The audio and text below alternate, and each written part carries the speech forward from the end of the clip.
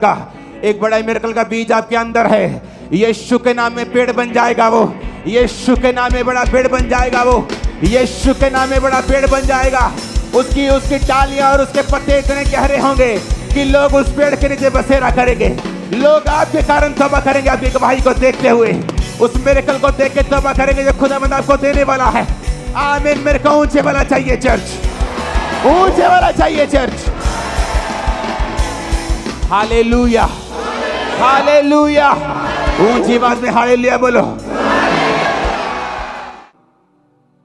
एक व्यक्ति जो बार बार डाइवोर्स का सामना करता है, एक औरत जो बार बार डाइवोर्स का सामना करती है, बावजूद इसके कि वो सुंदर है, बावजूद इसके कि पढ़ी लिखी है, क्योंकि उसके परिवार में ये कर्ज फॉलो कर रहा है। हमारी लड़ाई उस कर्ज से है जो आत्मिक है, जो दिखता नहीं है।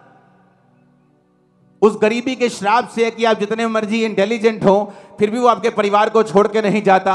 जब तक आप उसके खिलाफ युद्ध की घोषणा नहीं करते, जब तक आप तौबा नहीं करते, अंगीकार करने के लिए परमेश्वर के वचनों को मानते नहीं, जब तक आप परमेश्वर में सही नहीं चलते, तब तक आप वो युद्ध नहीं जीतते। इसलिए बाइबल में लिखा है, तुम्हारा युद्ध मांस और लहू के साथ नहीं है।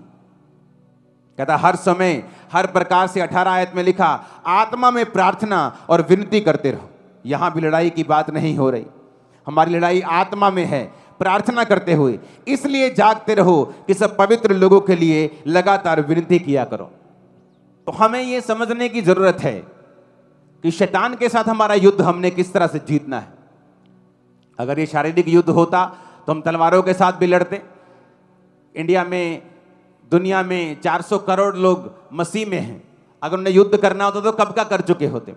और अगर किसी व्यक्ति ने, किसी क्रिश्चियन ने क्रूसेड नाम के साथ शारीरिक युद्ध किया है तो ये उनकी मिस्टेक है। अगर इजराइल आज युद्ध कर रहा है तो आपको क्या लगता है कि परमेश्वर इजराइल के उस युद्ध के साथ है? बिल्कुल नहीं।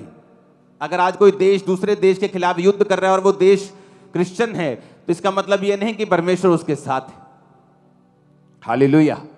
लोग क्रिश्चियन होकर भी परमेश्वर के वचन पे नहीं चलते किसी भी तरह से। वो हर तरह का कई बार पाप भी करते हैं, लेकिन उसका असर उनकी लाइफ पे भी होगा।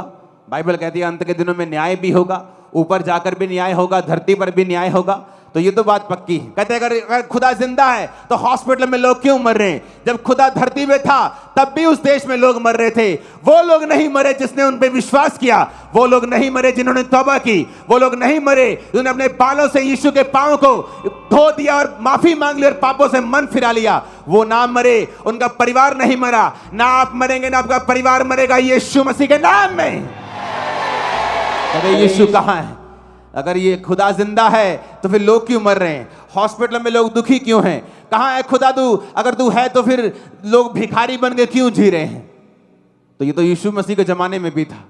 उसके जमाने में भी अंधे लोग अपना सर्टिफिकेट, कपड़ों का सर्टिफिकेट रख के बैठते थे और उनको भीख देते थे लोग कि ये सरकार के द्वारा सर्टिफाइड भिखारी हैं।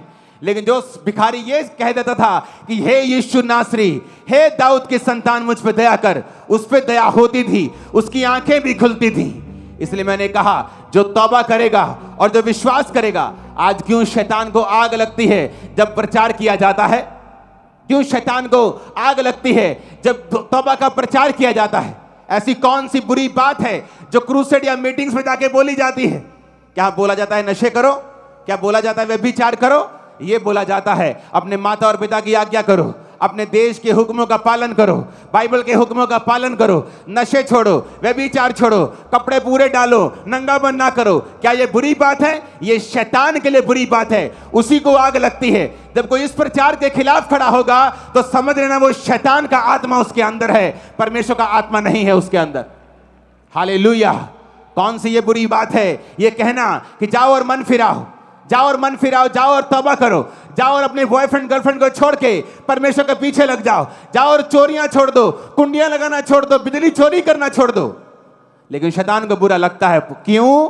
क्योंकि शैतान को मालूम है जिस दिन एक व्यक्ति तौबा कर लेता है उस दिन वो मिरेकल का वो बीज अपने अंदर डाल लेता है।